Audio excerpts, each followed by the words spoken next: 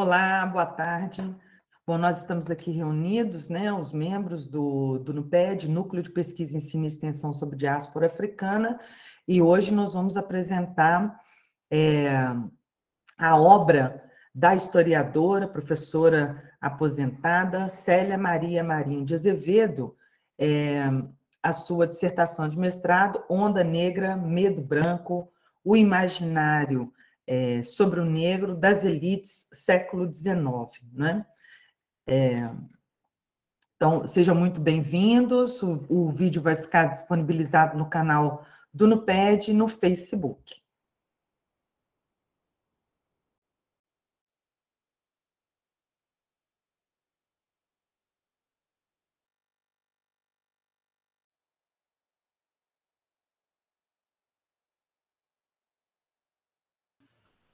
Microfone, Silma.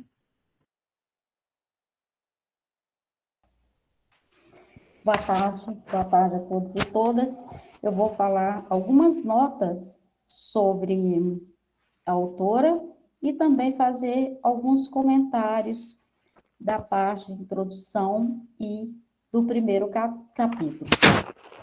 A Célia Marinho, ela foi graduada em jornalismo pela USP em 1974. Também graduou em Ciências Sociais pela USP, em 83. Ela foi mestre em História pela Universidade Estadual de Campinas. O mestrado, o tema da dissertação foi o negro livre no imaginário das elites, racismo, imigrantismo e abolicionismo em São Paulo, no século XIX. Ela também é PhD em História pela Universidade de Colômbia e lecionou História do Brasil e História dos Estados Unidos. Publicou diversos artigos, livros, e agora, mais recente, ela ingressou aí no campo da literatura infantil. O que chama muita atenção nessa obra, né? Percebe-se que é uma obra que tem um cunho científico de alta qualidade, foi produzido com uma fundamentação, excelente fundamentação, né? Ela constrói ali e desconstrói também várias teorias, né? Relacionado aí à questão racial. Ela coloca em um memorial que antes dela tornar-se acadêmica, ela atuou profissionalmente como jornalista e já chamava a atenção dela algumas questões como eram tratadas as pessoas pobres no Brasil. Ela cita até uma matéria que ela foi fazer sobre um médico que estava fazendo um experimento no hospital de Juqueri, em Franco da Rocha, São Paulo, onde que as pessoas estavam ali como se fossem depósitos. E o médico achando aquele trabalho extremamente importante, sem perceber a humanidade dessas pessoas. Ela até faz uma crítica, colocando que esse médico depois ia servir desse trabalho que ele estava desenvolvendo nos seus consultórios particulares. E ela tinha horrorizado com essa questão. Então, ela mostra-se sensibilidade para essas questões sociais. Agora, na obra, né, na obra dela, essa obra que estamos estudando, o prefácio, que foi elaborado pelo orientador dela, já vem o questionamento, né? O que fazer com o negro no pós-abolição? Então, no percurso da escrita dela, ela trabalha como que as elites brasileiras construíram esses arranjos para o fim, né, da abolição. Como ficar livre, né, da população negra e, ao mesmo tempo, como se aproveitar ainda desse sistema escravista. Então, essa pergunta que ela faz, o que fazer com o negro, né? chama atenção para o racismo enquanto uma construção ideológica, né? Como foi construída as teorias que passaram a inspirar o imaginário da sociedade brasileira sobre o povo negro. Ela destaca: o racismo do século passado não foi um elemento onipresente na espécie humana, nem uma distorção encoberta pelas cópulas desenfreadas entre as raças, mas uma construção ideológica fruto de conjunturas históricas. Então, ela é muito provocativa no aspecto de mostrar como que essas elites, as elites brasileiras, pensaram o pós-abolição. Não foi algo assim que aconteceu, que os escravizados tornaram libertos, conquistaram também, que tinha um medo, né? O medo dessa população escravizada, né? De rebelar, né? O medo de São Domingos, né? Coloca muito na obra, né? Do Haiti, o Brasil se transformasse em um Haiti. Haja visto também que a gente sabe que no processo todo de escravidão negra teve muitos quilombos que organizaram politicamente e também questionaram esse regime, enfrentaram esse regime, tiveram confronto com esse regime escravista. Então, ela trabalha essa questão desse medo também, né? Desse medo das elites, dessa população de escravizados, negros, livres, né? Como que agiria, como que seria o movimento dessa população. Mas, ao mesmo tempo, essas elites também souberam construir ali os caminhos. Inclusive, ela faz crítica dos abolicionistas, que também tinha ali aquele discurso, mas também não era um discurso tão emancipatório quanto se pensa. Interessante, eu achei muito interessante, quando ela traz no livro dela um conto, né? O conto da tia Josefa, de Manuel Congo, né? Do pedreiro coveiro. Esse conto foi um conto que foi publicado no jornal da Sociedade Paulista da época, o pós-abolição. E nesse conto traz ali aquele imaginário da figura do negro como algo horrível, com práticas macabras, com práticas destrutivas. Então, aquele conto, quando ela trabalha aquele conto, faz a gente pensar um pouco no que vivemos hoje, quando a gente fala das religiões de matriz africana. Então, aquele imaginário, né, do algo que é ruim, né, aquele perverso. Então, ela traz nesse conto, né, cita esse conto que foi publicado no jornal paulistano.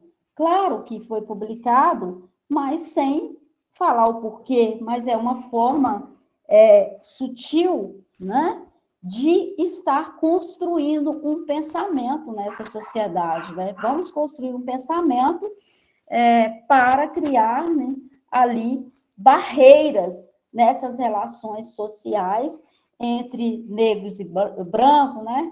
Entre o povo inferior e o povo superior, né? Essas construções que aconteceram, né, ao longo de toda a nossa história, e até hoje nós temos a dificuldade de desconstruí-lo, porque isso está impregnado no imaginário da nossa sociedade, da população. A gente vai ver até pessoas simples também reproduzindo isso, que, né, a gente tem aí a igreja, a religião, que foi um canal também de trabalhar essa construção, né, de construir essa imagem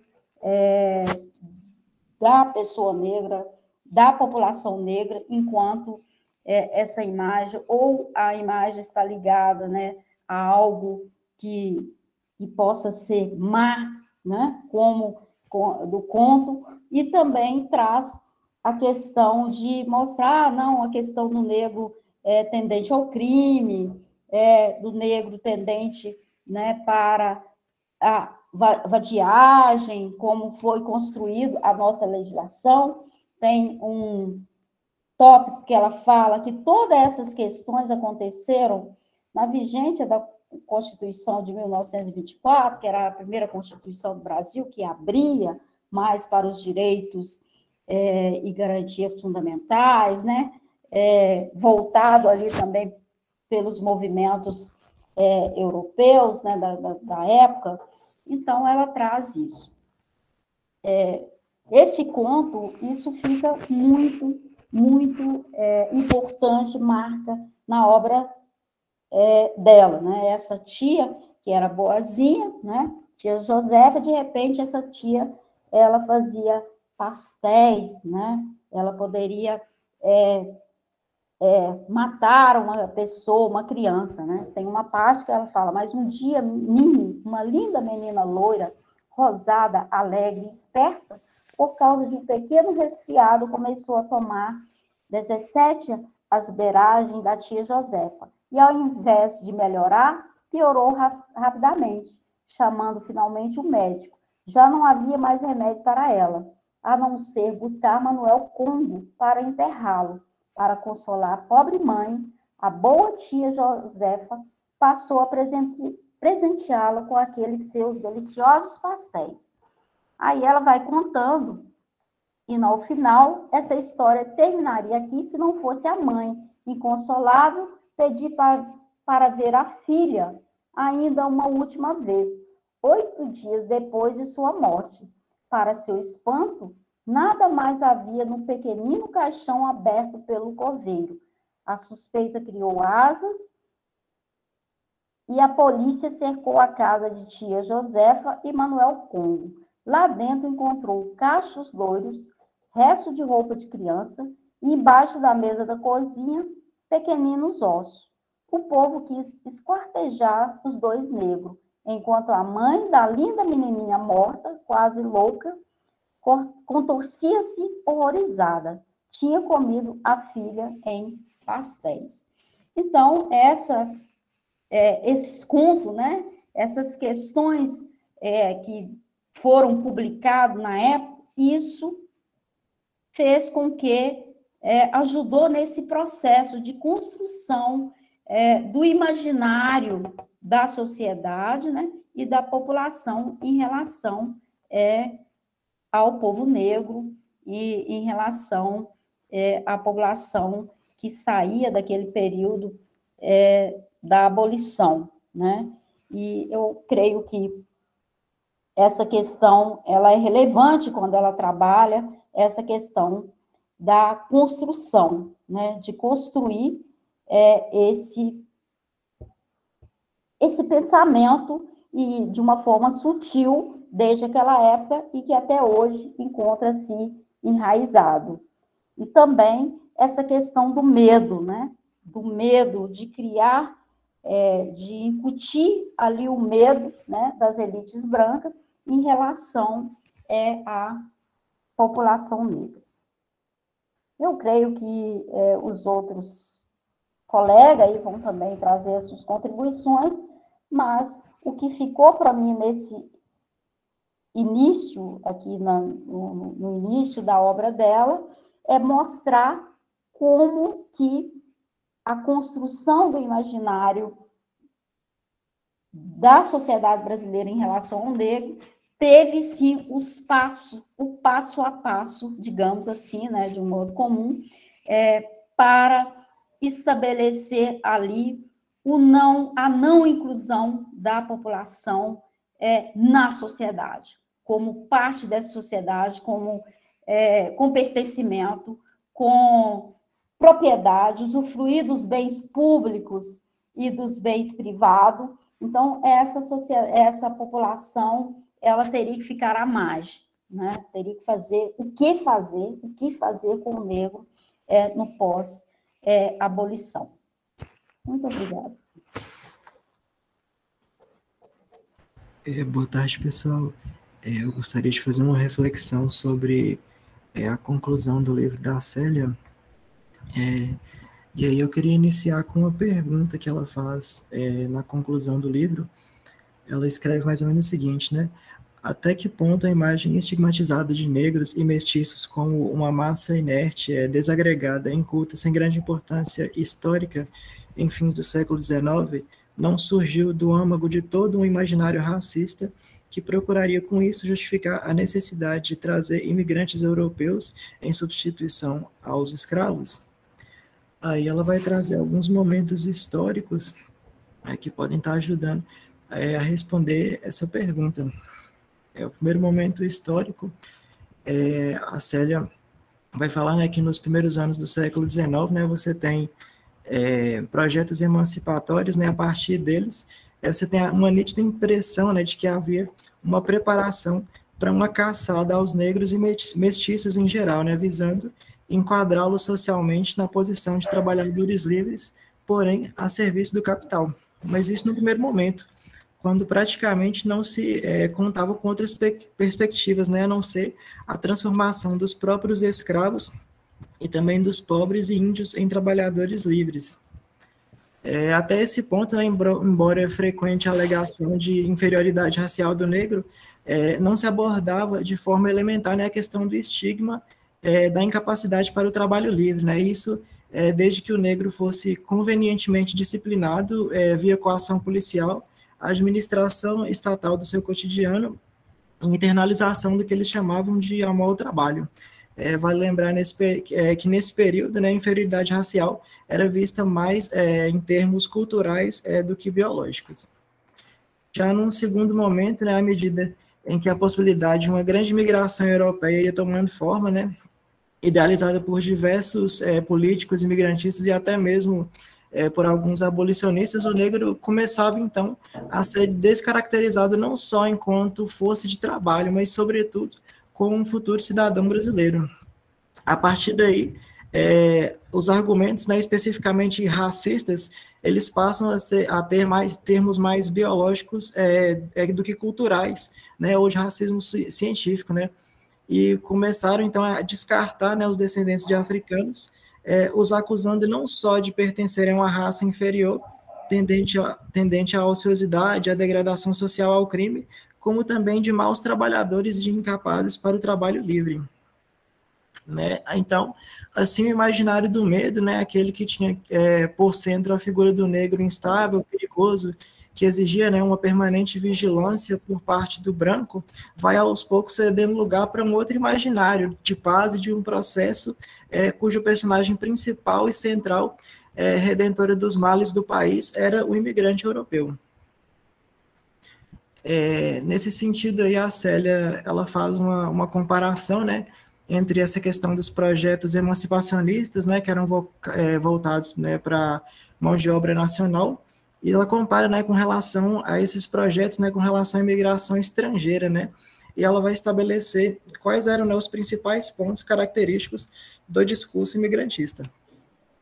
Né, em primeiro lugar, fez-se, né, a idealização do imigrante branco, né, da necessidade da sua vinda, né, a fim de se instaurar um tempo de progresso no país, com a formação do que se considerava como sendo, né, uma nacionalidade, uma cidadania efetivamente.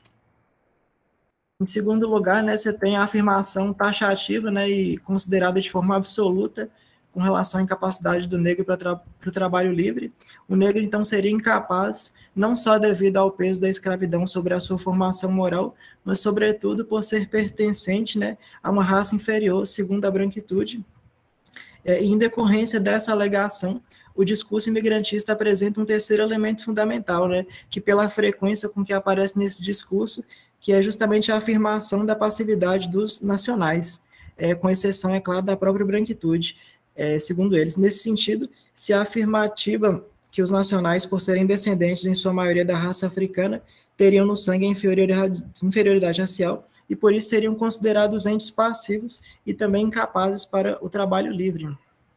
O quarto elemento desse discurso é justamente nessa concepção de transição, ou seja, a necessidade de se instituir um tempo transitório em que o escravo seria substituído gradualmente pelo trabalhador livre. O tempo de transição, então, ele denotaria, né, uma ideia de ordem, de segurança pública e de defesa da propriedade privada, em especial a grande propriedade agrícola.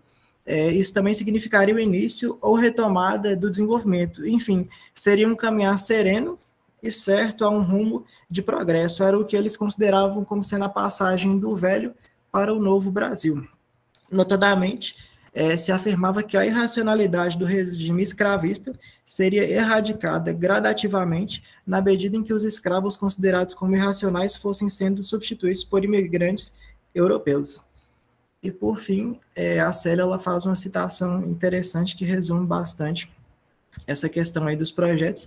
Ela vai dizer basicamente o seguinte: se é preciso reconhecer a existência sempre renovada de heranças do passado escravista, é preciso buscá-las, sobretudo no profundo racismo herdado do imigrantismo, além da concepção emancipacionista e abolicionista de que o negro, embora cidadão, deveria continuar sujeito aos interesses da elite branca devido ao seu passado ou, entre aspas, sangue escravo.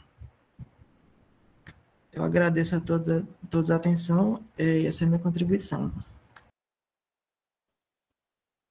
Bom, eu vou pegar aí a partir da fala da Silma, né, e do Davi, que é uma excelente apresentação, para falar da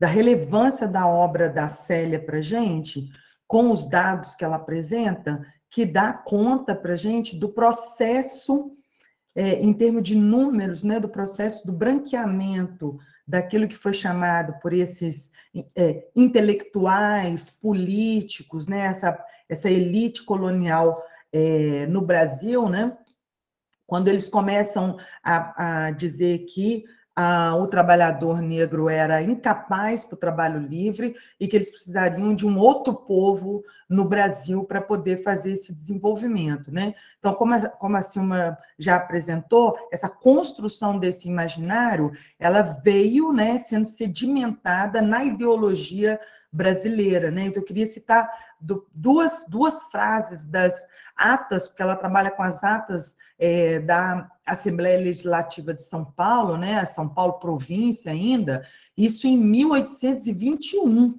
né? Nós estamos falando de muito antes da assinatura da Lei Áurea 13 de maio de 1888, né? Então, já vinha todo um trabalho desse pequeno grupo aí, a inteligência branca brasileira, para a construção desse imaginário e dessa ideologia, né, do que depois o Florestan Fernandes vai chamar de o mundo branco, né, o negro no mundo branco, né, que é o mundo brasileiro, né? Então, tem uma determinada parte que eram os artigos de propaganda daquele período, em que a propaganda era desse tipo assim: ora, para que o imigrante ativo, laborioso, inteligente, progressivo venha para o Brasil, é preciso que este país ofereça condições de bem-estar para si e para a sua família, impossíveis de encontrar na Europa. Então, o Brasil tinha que estar construído a tal ponto que faria com que o imigrante brasileiro, né, quando eles começam a aventar a ideia da vinda, né, para fins eugenistas, né, dos imigrantes, notadamente ocidentais, né, os sonhos do primeiro momento era que viessem imigrantes norte-americanos, né? Então, aquele que era cunhado na individualidade, né? Na compreensão de si, do seu próprio desenvolvimento, né? E não do desenvolvimento coletivo, comunitário, mas do desenvolvimento de si mesmo, né? Só que não deu certo o projeto deles, né, de trazer os imigrantes norte-americanos, e aí vem a leva dos imigrantes europeus na sequência, né? E essa ideia do Brasil se transformar nessa pequena Europa abaixo dos trópicos para garantir que esse imigrante chegasse aqui e encontrasse condições favoráveis para o seu desenvolvimento como diz na propaganda lá, impossíveis de encontrar na Europa. Portanto, ele permaneceria aqui e não voltaria, né? Ao mesmo tempo, continuou construindo o imaginário da população negra, né? Já largamente liberta por organizações mesmo negras, né? Com aí os projetos abolicionistas que a gente tem que separar, né, o abolicionista que estava interessado em fazer uma estrutura distributiva de terra, né, e de condições para o desenvolvimento dessa população, e os abolicionistas que não tinham interesse nenhum nisso, que, na verdade, só queria emancipar o Brasil e, portanto, era necessário resolver o problema do negro, né? E aí, ao mesmo tempo, olha aqui a propaganda do que era um negro, né? Era, sim, um negro, elemento considerado de raça inferior, porque descendente de africanos, viciado, imoral, incapaz para o trabalho livre, criminoso em potencial, inimigo da civilização e do progresso, que os discursos imigrantistas repudiavam abertamente em uma época em que as teorias raciais ainda estavam longe de cair em desuso. Então, o que aconteceu? Esse imaginário é introduzido, né, na ideologia brasileira e está aí moldando, né, os comportamentos dos sujeitos dentro das instituições públicas e privadas, né? Então, que é o objeto do combate do movimento negro, né? Que é o racismo estrutural, o racismo institucional, né? Só para ter uma ideia dos dados, né, desse processo e dos privilégios que foram garantidos desde sempre para essa população imigrante, né? Entre 1871 e 1920, ingressaram no Brasil cerca de 3.400.000 europeus, dos quais pelo menos 1.300.000 italianos, 900.000 portugueses e 500.000 espanhóis, dentre outros. Importante observar isso, a Célia dizendo no livro, né, Onda Negra, Medo Branco, que num período de meio século, o Brasil recebeu um número de imigrantes muito próximo ao número de escravizados que aqui desembarcou em 3 séculos e meio, né? Então, só os dados para perceber como é que foi garantido com política pública, né, esse total acolhimento do imigrante, né, essa possibilidade de desenvolvimento enquanto trabalhador livre, né? No censo realizado na cidade de São Paulo em 1892, você tem 55% dos residentes da cidade eram imigrantes, não é? 84% dos trabalhadores da indústria manufatureira eram imigrantes. 81% dos empregados no ramo do transporte eram imigrantes. 72% dos empregados no comércio eram imigrantes. Então, aonde que estava a população negra, né, entrando nesse mercado de trabalho? Ela foi literalmente impedida de entrar no mercado de trabalho. Até que, em 1930, né, no governo do Getúlio Vargas, ele cria a Lei 2/3 para obrigar as empresas, né, privadas a cumprir, né, a formar esse campo da mão de obra, né, com o que ele chamava de nacionais. Então, quem eram os nacionais? Eram os negros retintos e os mestiços que também estavam alijados desse processo, né? Então, eu gostaria de chamar a atenção também para o fato de que essa ideia de criar um ambiente favorável para os imigrantes e garantir a permanência deles e desenvolvimento, para além do processo, né, eugenista de branqueamento daquela onda negra, né, você tem também uma estrutura que é totalmente copiada da Europa, dos Estados Unidos, né? Então, por isso, a economia brasileira é branca, a política brasileira, o sistema é a democracia liberal, que é branca, você tem o entretenimento, ele é majoritariamente branco, né? As redes sociais até hoje, não é? Então, a televisão fez um trabalho fundamental nesse processo de branqueamento, o que contribuiu para reforçar esse imaginário social a respeito da população negra e construir também, em contrapartida, esse imaginário social sobre as pessoas brancas como mais preparadas para o trabalho, mais capazes, né, melhor preparadas para a civilização e para o progresso, né? Então, portanto, a gente tem essa estrutura da ocidentalização de um território que é latino-americano, não é? E esse modelo continua aqui, sobretudo no sistema educacional, né? Então, a educação é totalmente de referencial ocidental e branco, né? Nós estamos lidando até hoje, apesar de todas as políticas públicas que não são efetivamente atendidas, nem desenvolvidas, nem observadas, uma vez que são legislações, porque quem está majoritariamente nas instituições públicas e privadas são os brancos, né? Sobretudo da classe média. Então, é esse pessoal que domina e que, introjetado nesse imaginário social, continua operacionando essa máquina para, né, na base da desqualificação dos profissionais, dos intelectuais negros, sobretudo, né? Nós estamos falando de pensamento negro brasileiro aqui, né?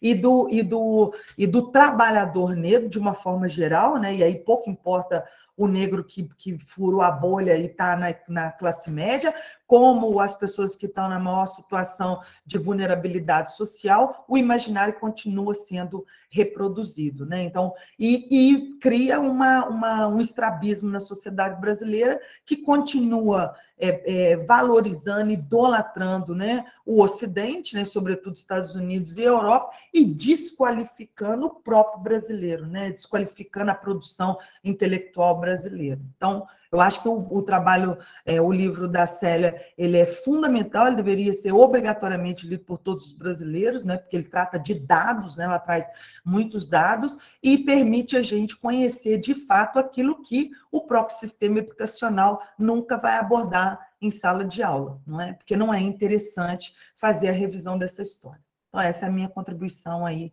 para o pensamento coletivo do NUPED sobre a obra da Célia Maria Marinho de Azevedo. Obrigada. Bom, boa tarde a todas, a todos, aqueles que vão nos assistir também. Continuando com a reflexão sobre o livro da Célia, ela na pesquisa demonstra que a ideia que se tinha do capitalismo é que ele era sinônimo do trabalho assalariado livre, arena das liberdades individuais, da razão. O capitalismo, então, criaria a necessidade de um novo sujeito, um sujeito engajado, comprometido, que não precisaria de uma vigilância externa, um monitoramento ou uma punição, já que escolheu livremente negociar a venda da sua força de trabalho.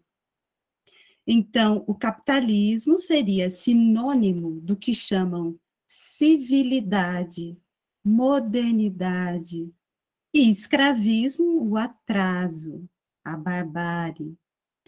Capitalismo e escravismo, nesse sentido, nunca teriam caminhado juntos, porque em si seriam contraditórios. Aí ela lança a mão de alguns autores, como Florestan Fernandes, né, onde ela vai dizer, olha, ela se referindo a Florestan, né, os estudos de Florestan, dizendo, ó, Florestan dizia que o escravo e seus descendentes saíram espoliados da escravidão e despreparados para o trabalho livre, incapazes, enfim, de se adequar aos novos padrões contratuais e esquemas racionalizadores e modernizantes da grande produção agrícola e industrial, tornando-se doravante marginais por força da lógica inevitável do progresso capitalista, né? Então, vejam que os nossos sociólogos também compraram esse discurso, majoritariamente brancos, né? Compraram esse discurso, né? Do progresso do capitalismo contra um atraso escravista. E que o negro, então, teria sido deformado pela escravidão, despreparado ideologicamente para o trabalho livre, pois servil, apático, e não estaria preparado para se inserir nessa nova ordem social que é competitiva. Já o imigrante, né, inclusive segundo o próprio Florestan Fernandes, né, naquela obra Integração do Negro na Sociedade de Classes, diz assim, é disciplinado e responsável, já suficientemente condicionado à ética do trabalho contratual, em que a capacidade de iniciativa e de autossacrifício combinam-se de forma maleável a fim de atender aos anseios da mobilidade e ascensão social. Além disso, também havia o fato do negro não possuir laços familiares, né? Óbvios por conta da própria forma como as famílias, os filhos eram vendidos, né? A partir as mulheres negras nunca tiveram o direito de ser mães, de exercer a sua maternidade. E aí os negros, e as vendas, né, as famílias enfim, divididas. Então, como os negros não tinham também laços familiares, isso comprometia, né, a sua inserção nessa nova sociedade. Bom, eu não vou aqui me deter a explicar como é que o capitalismo se alimentou do regime da escravidão, né, acumulando capital para sua expansão, e forjou o ser em si das relações capitalistas e econômicas nas chamadas sociedades ocidentais. Por isso, temos tantas formas precarizadas de relações de trabalho, né, que são profundamente necessárias à expansão da acumulação do capital e sua concentração. A questão é que a idealização da nossa sociedade, que foi habilmente construída, parte da perspectiva da docilidade, da apatia, da subserviência e da inadequação da população negra. Mas, felizmente, a produção histórica, em especial a perspectiva afrocentrada e decolonial, tem nos mostrado que os quilombos, os assaltos às fazendas, as pequenas revoltas individuais ou coletivas, as tentativas de grandes insurreições se sucederam desde o desembarque dos primeiros negros em meados de 1500. Por isso, a burguesia agroindustrial brasileira sempre teve medo da força do povo negro, e era necessário construir um arcabouço material e ideológico que servisse estrategicamente à formulação de uma sociedade racialmente democrática, pacífica, cristalizada sobre uma ética religiosa baseada na caridade. O Brasil como um calmo encontro de três rios. As selvas, fazendo referência ao indígena, te deram nas noites teus ritmos bárbaros. E os negros trouxeram de longe reservas de pranto. Os brancos falavam de amor em suas canções. E dessa mistura de vozes nasceu o teu canto, Brasil. Simples assim. Mas essa é uma música de 1967, Canta Brasil. Só que no próprio século XIX, período, né, de estudo da Célia, da autora, eu tenho aqui 35 insurreições negras que ocorreram somente nesse século, né? Algumas que duraram anos. E em todas as décadas houve revoltas, rebeliões, insurreições organizadas e com projeto societário. Na Bahia, em São Paulo, no Pará, no Rio de Janeiro, Pernambuco, Paraíba, Minas Gerais, Espírito Santo, no Rio Grande do Sul, no Maranhão. Foram manifestações que hoje são publicizadas por militantes, pesquisadores aliados e pesquisadores e pesquisadoras negras e negros. Assim, eu gostaria de terminar com uma reflexão que tem me incomodado, né, especialmente nesse momento. A paz no capitalismo só é possível com o silenciamento brutal do oprimido. Mas quando o oprimido se organiza e se rebela, a guerra se torna inevitável. Eu gostaria de deixar essa marca, né, como reflexão para as pessoas que estão ouvindo, para refletirem, né, sobre o conteúdo dessa paz no capitalismo. Eu deixo aqui 2 referências bibliográficas que também me apoiaram nesse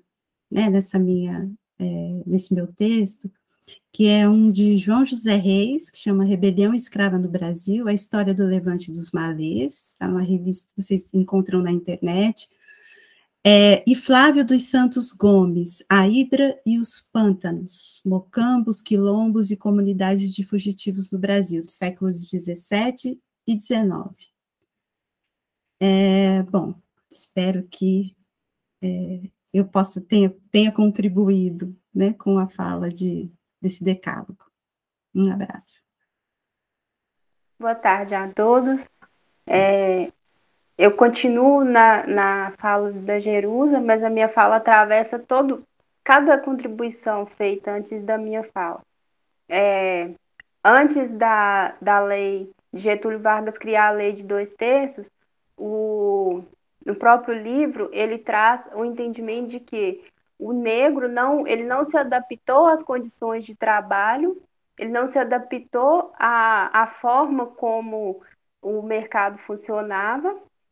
Isso foi uma justificativa para não contratar o negro, né, para trabalhar da forma que trouxe os imigrantes. E aí eu fico pensando no mesmo pensamento, quando o negro é chamado de inimigos domésticos. E aí eu sempre, que vou ler isso, eu sempre reflito um pouco sobre quando Monteiro Lobato fala. Imagine a voz de Monteiro Lobato. Que grande problema causaram os negros, pobres negros, né? Após um período pós-abolição, os negros se tornaram um grande problema para a sociedade, eles não se encaixavam, não foi necessário justificativa para isso, como se fosse uma inadequação dos próprios negros. E aí, no livro há uma citação que ela fala que os negros, além de perigosos, eles não primavam pela inteligência. E a gente que lê muito, que pesquisa muito, a gente está sempre se deparando com pesquisas, com estatísticas, tentando comprovar que o negro ele não é capaz intelectualmente, que ele é inferior, né? Que ele não tem capacidade de cumprir ordens, de viver dentro das limitações impostas pela sociedade, no sentido de formalidade, no sentido de adequação.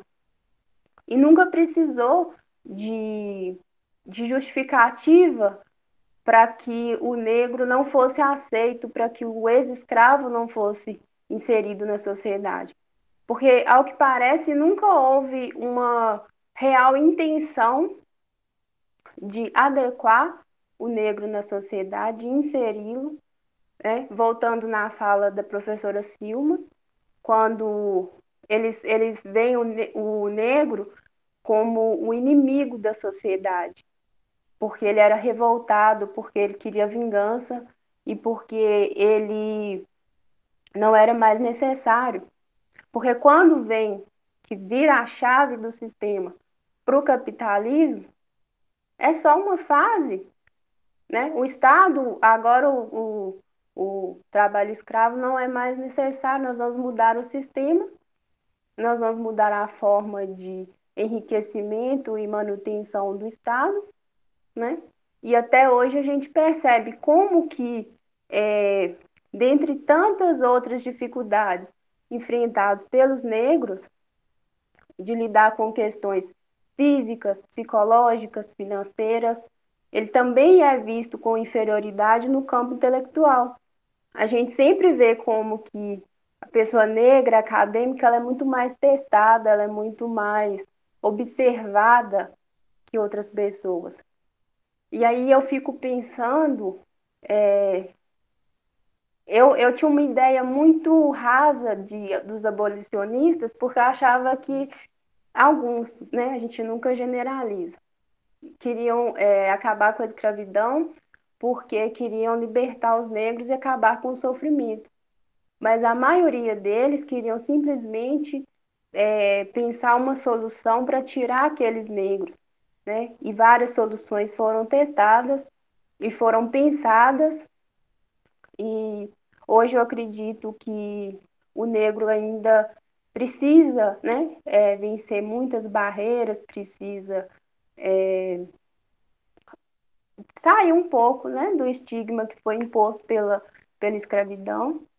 E aí eu concluo a minha fala reforçando a fala da Jerusa no final, quando ela diz, né, eu acho que só a união dos negros, só o fortalecimento da raça pode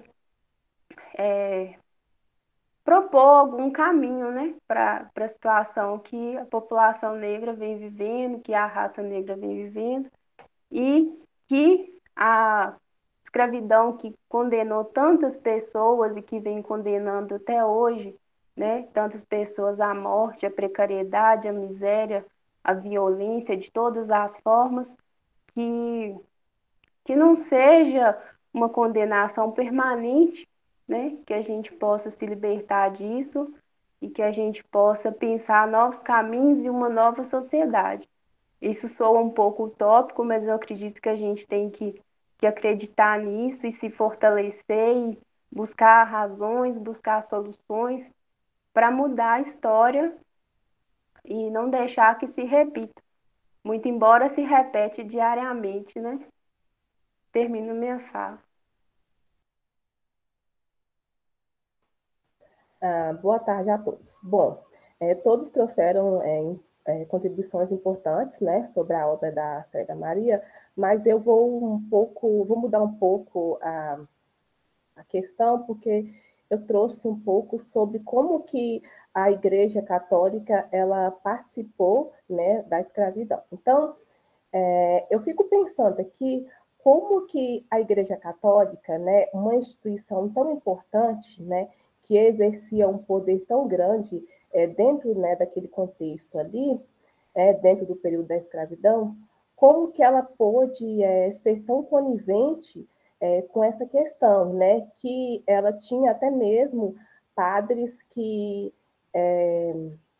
como no caso aqui do padre Ribeiro da Rocha, que ele falava como que os proprietários, né, de escravizados, né, os senhores de escravizados, como que eles deveriam agir em relação aos seus escravizados, porque ele falava que o castigo, né, em relação ao escravizado, ele não deveria acontecer logo que esse escravizado ele cometesse algum delito. Então, ele fala que esse castigo ele deveria ocorrer depois, né, para que não houvesse excessos, né, durante os castigos físicos, né? Então ele vai falar também, né, que é importante fazer isso depois para que o proprietário, né, ele não provocasse a revolta, né, do escravizado, para que ele não sentisse, né, vontade de se rebelar contra o seu proprietário. Então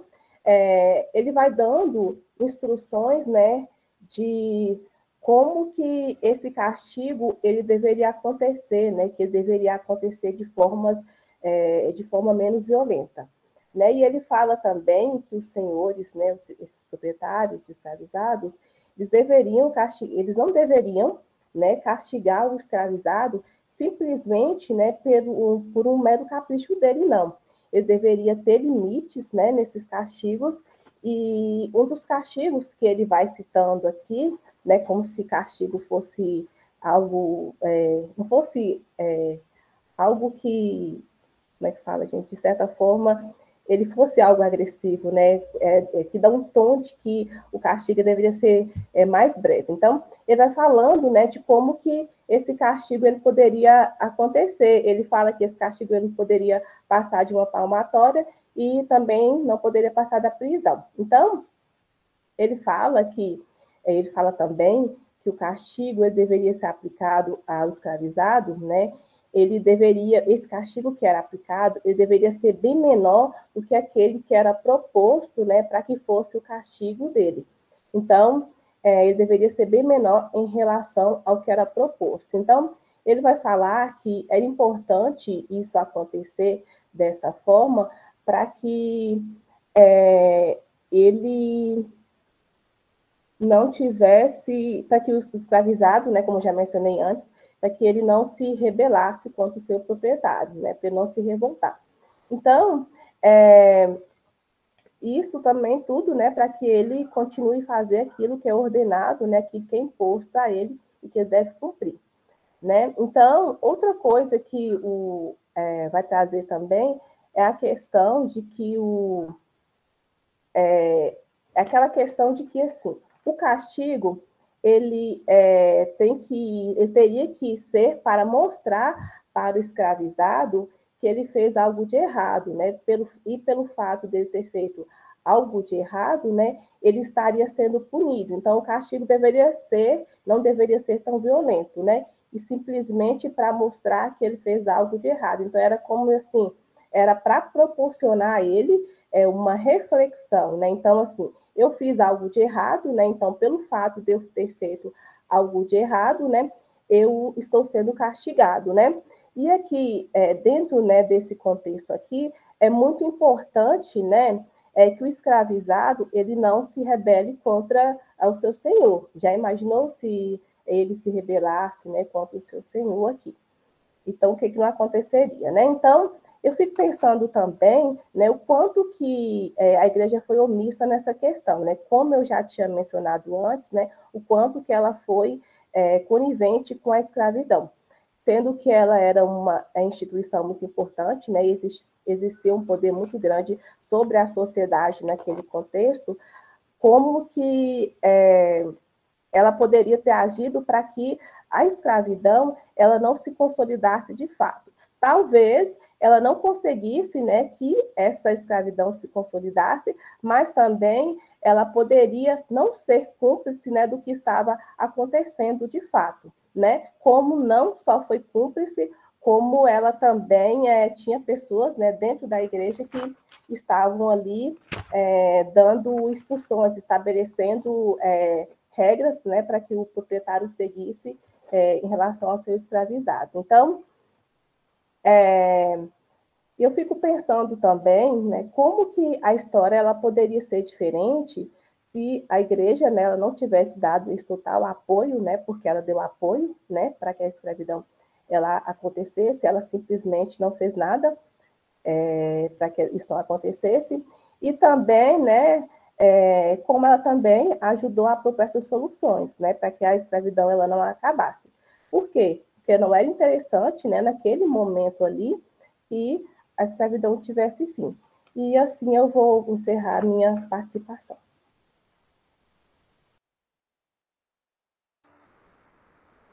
Boa tarde a todos. A obra da Zélia Maria Azevedo é de suma importância por ela descortinar, dentro da história, uma visão romantizada acerca do processo da abolição e da formação da estrutura do Estado brasileiro.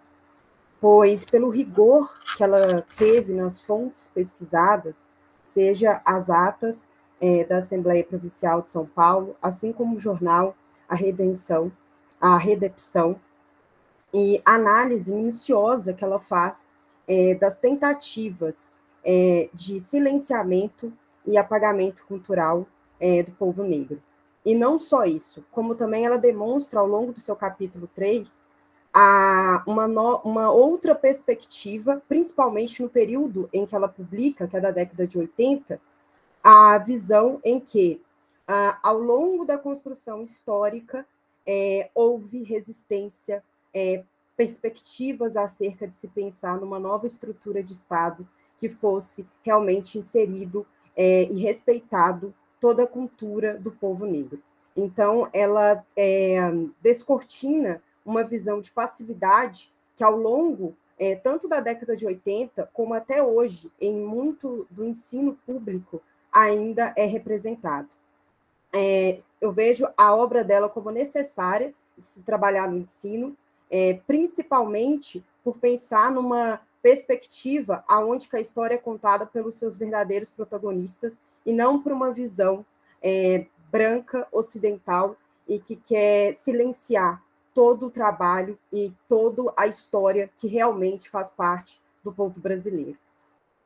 E convida os professores, principalmente, a trabalhar isso no ensino básico. É necessário, e não só pela lei, mas principalmente para fortalecer, dentro de todas as falas belíssimas que foram colocadas aqui. O medo. É um prazer estar com vocês nessa tarde, e eu gostaria de trazer uma reflexão baseada no medo. O medo, que é uma sensação, é um sentimento associado a um instinto de sobrevivência, e que nos humanos, nos viventes, ele está ligado a uma reação involuntária. Aí eu fico pensando, quem deveria ter medo no Brasil? E de quem? Se a onda é negra e o medo é branco, talvez faça sentido, tendo em vista uma nova diáspora que aconteceu no nosso país, que foi a diáspora europeia, que chegou. E essa onda que chega, ela traz medo para quem já está. E se o medo é uma relação involuntária na tentativa de sobrevivência, talvez a gente tenha que questionar para quem a sociedade brasileira deveria construir ferramentas e políticas públicas para a diluição dos medos, sejam eles sociais, históricos, psíquicos, sejam eles os medos que ainda afetam, travam e impedem as pessoas de ir além. O medo da população negra, ele é real. É importante que se tenha medo de uma população revoltosa. Mas o medo social, com relação à brutalidade que a sociedade afere sobre corpos, quem deveria sentir somos nós, populações negras. Quando o Estado violenta uma população de maneira gratuita, essa população tem uma identidade, tem uma cor. Quando no uso da atribuição da violência, o Estado, as instituições ou o próprio ser humano executa ações de violência com relação a um outro ser humano, é o outro ser humano afetado pela violência que deveria sentir medo. E nessa arquitetura, nós, populações negras, ou melhor, nós, populações não brancas, é que deveríamos ser as pessoas que deveriam cultivar os medos. Mas o medo, de qualquer maneira, ele deve ser tratado. Os medos, todos devem ser tratados. Se o medo é branco com relação à população negra, é importante que a população branca cuide dos seus medos. Vai procurar um psicólogo para que o medo não se transforme em violência gratuita. Se eu passo pela rua e tenho medo daquele que vem, a minha reação de instinto de sobrevivência é atacar aquele que vem para poder me proteger. Quem é que tem o Estado sob seu controle? Tiremos um pouco o foco da população negra e vamos pensar na população indígena. Se tem uma população, um grupo social que deveria ter medo nessa sociedade, são os donos desse território, os indígenas da América Latina, que receberam uma onda de populações negras, depois uma onda de populações europeias brancas, e que sobre esses povos, essas ondas aferem violências. Bem, se o medo precisa ser tratado por quem sente, o que fazer? Populações indígenas e populações negras que sofrem ações de violência por quem aqueles que chegaram e que têm medo dos que estavam. A metáfora da autora, ela é muito importante e eficaz para a gente poder entender o pensamento social brasileiro. Só que ela também dá continuidade para um erro estratégico, inclusive de busca de solução. Porque se o medo é branco, a responsabilidade de corrigir esses medos por meio de política pública é também do branco. E tem sido isso que tem sido feito quando se pensa, por exemplo, em políticas de aprisionamento em massa. O medo da população que está em lugar de privilégio, que veio por privilégio, que se mantém por privilégio, é construir políticas para que eles possam se sentir menos medo. Então, as políticas de segurança pública começam a construir enclaves fortificados, bairros apartados, começam a constituir grandes instituições de aprisionamento, e cada vez para pessoas com menos idade. A gente está vendo aí uma evolução das políticas de segurança pública que está tentando construir na mentalidade do Brasil a diminuição da minoridade penal. Para quê? Para tirar o medo da rua. Mas quem é esse medo personificado? São corpos negros.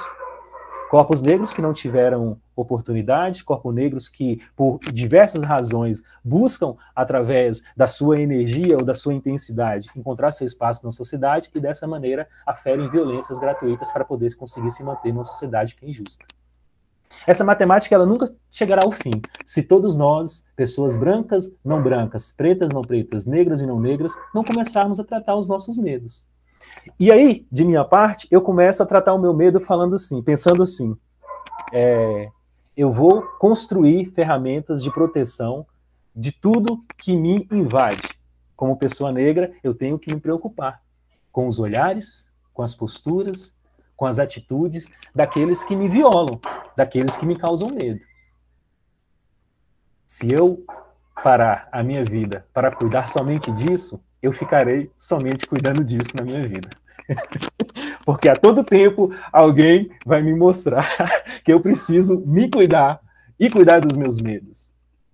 Onda negra, medo branco é uma metáfora muito interessante da população brasileira, da brasilidade do nosso país e das contradições que nós carregamos e ainda mantemos hoje, atual no século XXI.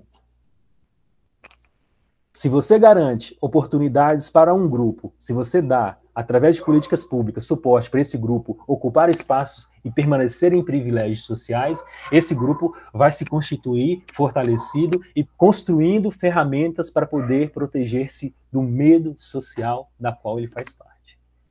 Se é verdade, e se isso aconteceu no início do século passado para populações brancas, por que não executar a mesma coisa para as populações negras agora no século XXI? A matemática é muito simples.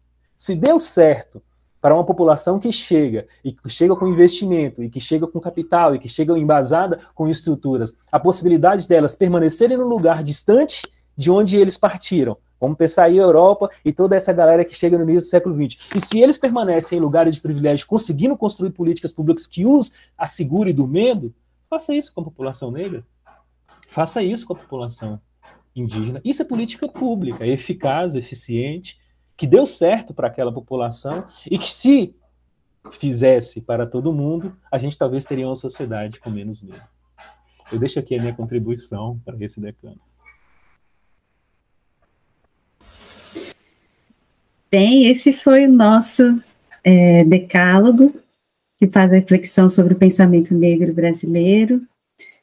Convidamos a todos a assistirem à próxima reflexão, né, que ocorrerá na próxima sexta-feira, gravado, com a obra Rediscutindo a Mestiçagem, do Kapenguele Munanga. Gratidão pela escuta e até a próxima.